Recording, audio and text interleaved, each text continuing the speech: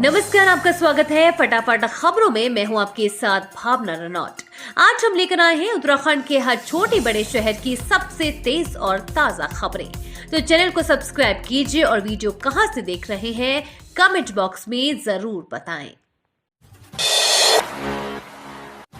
उत्तराखंड के इन लोगों को मिला विशेष अतिथि के रूप में आमंत्रित पीएम से भी करेंगे मुलाकात। प्रधानमंत्री नरेंद्र मोदी का भारत को 2047 तक विकसित राष्ट्र बनाने का लक्ष्य है। इसी कड़ी में 78वें स्वतंत्रता दिवस की थीम है विकसित भारत। विकसित भारत के लक्ष्य को साधने के लिए देश और राज्य के विभाग उल्लेखनीय कार्य कर रहे हैं और विभिन्न विभागों द्वारा संचालित योजनाओं से कई जरूरतमंद लाभान्वित हो रहे हैं। गत वर्ष की भांति इस वर्ष भी पूरे देश से लगभग 6000 विशेष अतिथियों को भारत सरकार ने स्वतंत्रता दिवस के अवसर पर नई दिल्ली आमंत्रित किया है। उत्तराखंड के विभिन्न केंद्र सरकार की योजनाओं के लाभार्थी और विभागों में उल्लेखनीय कार्य कर रहे लगभग 110 लोग 15 अगस्त 2024 को दिल्ली के ऐतिहासिक लाल किले में विशेष अतिथि के रूप में 78वें स्वतंत्रता दिवस समारोह के साक्षी बनेंगे। छोटी छोटी मुलाकातों के दौर, इशारा कैबिनेट विस्तार की ओर, सीएम के दिल्ली से लौटते ही सुगबुगाहट तेज। पिछले 15 दिनों के दौरान विधायकों, मंत्रियों, सांसदों और पूर्व मुख्यमंत्रियों की छोटी छोटी मुलाकातें उत्तराखंड में विस्तार की ओर इशारा कर रही है। मुख्यमंत्री पुष्कर सिंह धामी के दिल्ली से लौटते ही देहरादून में कैबिनेट विस्तार और दर्जाधारियों की खाली कुर्सियों को भरने की सुगबुगाहट शुरू हो गई है। माना जा रहा है कि निकाय चुनाव से पहले मुख्यमंत्री कैबिनेट का कुनबा बढ़ा सकते हैं। अभी उनके मंत्रिमंडल में 4 पद खाली है।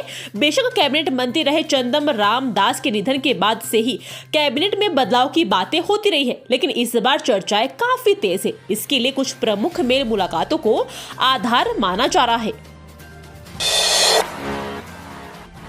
प्रदेश में 44 नए केंद्रीय विद्यालय खोलने की तैयारी, जिलों से शासन को भेजे गए हैं प्रस्ताव।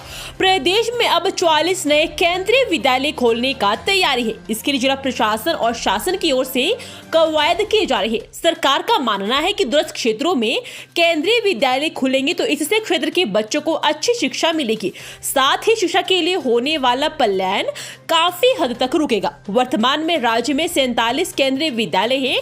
प्रदेश में शिक्षा गुणवत्ता में सुधार के लिए केंद्रीय विद्यालयों की अहम भूमिका है।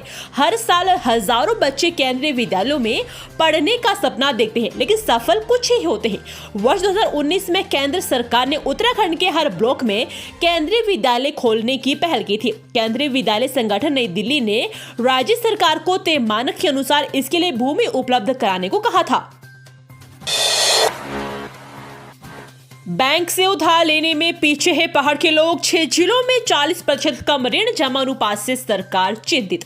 उत्तराखंड के पर्वतीय जिलों में जितनी धनराशि बैंकों में जमा कर रहे हैं, उसके अनुपात में वे ऋण नहीं ले रहे। उधम सिंह नगर, हरिद्वार, चंपावत, नैनीताल जिलों की तुलना में राज्य के 6 पर्वतीय जिलों के लोग ऋण लेने के मामले में काफी पीछे हैं। इन जिलों में लोगों को 66 से 76% पैसा बैंकों में ही जमा रह जाता है और उसका वे अपने स्वरोजगार, कारोबार, सुविधाएं और संसाधन जुटाने में नहीं कर पाते हैं। इन पर्वतीय जिलों में 40% से भी कम ऋण जमा अनुपात होने से सरकार भी चिंतित है। इसके लिए उसमें कम सीडी अनुपात के कारणों की पहचान करने के निर्देश जारी किए हैं।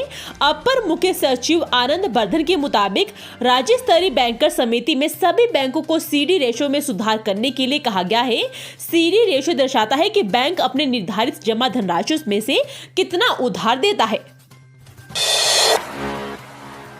समाज कल्याण योजनाओं का सोशल ऑडिट करने में उत्तराखंड देश का पहला राज्य, पढ़े पूरी खबर।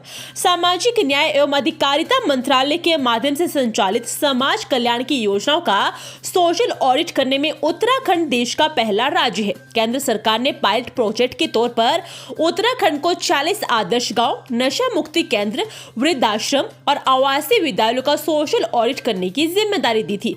उत्तराखंड सामाजिक अंकेक्षण अभिकरण ने तय समय पर ऑडिट को पूरा किया। समाज कल्याण की योजनाओं के क्रियान्वयन में पारदर्शिता और पात्र लाभार्थियों को योजनाओं का लाभ पहुंचाने के लिए सोशल ऑडिट किया गया। उत्तराखंड की महिलाएं स्वयं सहायता समूहों के माध्यम से बना रही बेहतरीन प्रोडक्ट। सीएम धामी। उत्तराखंड के मुख्यमंत्री पुष्कर सिंह धामी ने सोमवार को सचिवालय में मुख्यमंत्री सशक्त बहना उत्सव योजना एवं मुख्यमंत्री महिला स्वयं सहायता समूह सशक्तिकरण योजना के अंतर्गत महिला समूहों द्वारा लगाए गए स्टॉलों का शुभारंभ किया। इस अवसर पर मुख्यमंत्री ने इन स्टॉलों का अवलोकन करते हुए स्थानीय उत्पादों की खरीदारी भी की। मुख्यमंत्री धामी ने कहा कि राज्य सरकार विभिन्न योजनाओं के माध्यम से प्रदेश में महिला स्वयं सहायता समूह को आगे बढ़ाने का कार्य कर रही है। राज्य की महिलाएं समूहों के माध्यम से बहुत बेहतर उत्पाद बना रही है। समूहों के माध्यम से स्थानीय उत्पादों को नई पहचान मिल रही है एवं रोजगार के भी नए अवसर मिल रहे हैं। किराएदारों का सत्यापन न कराने पर कार्रवाई। पुलिस ने 25 मकान मालिकों का 2.5 लाख रुपए काटा चालान। कोतवाली पुलिस ने किराएदारों का सत्यापन न कराने पर 25 मकान मालिकों का चालान किया। पुलिस ने 2.5 लाख रुपए का चालान काटा और 7500 रुपए जुर्माना वसूल किए। 15 संदिग्ध व्यक्ति को कोतवाली पर लाकर पूछताछ की गई।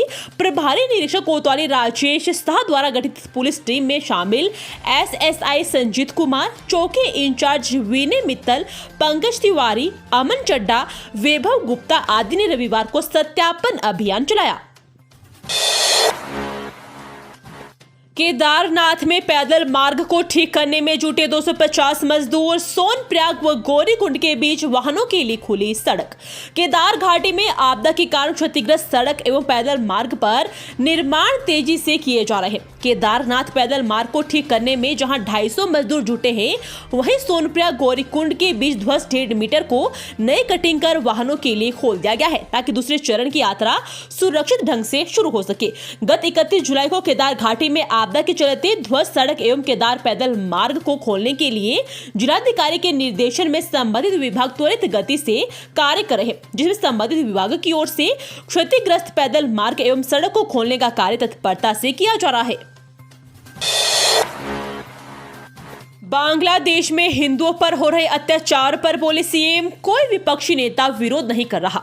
बांग्लादेश में हिंदू पर हो रहे हमलों पर सीएम पुष्कर सिंह धामी ने कहा, विपक्षी नेता आमतौर पर दुनिया में होने वाली घटनाओं पर विरोध करते हैं, मार्च निकालते हैं, शोक करते हैं, समर्थन भी करते हैं और प्रतिक्रिया देते हैं, लेकिन जब बांग्लादेश में हिंदुओं पर अत्याचार हो रहा है तो कोई भी विपक्षी नेता विरोध नहीं कर रहा है और न ही कोई बयान दे रहा है और कहा कि 90% बांग्लादेश में प्रताड़ित समुदाय दलित है। व्यापारियों ने जीएसटी सीमा 40 लाख रखने की उठाई मांग। वित्त मंत्री निर्मला सीतारमण को भेजा ज्ञापन। व्यापारियों ने जीएसटी की सीमा 20 से बढ़ाकर 40 लाख रुपए करने की मांग उठाई है।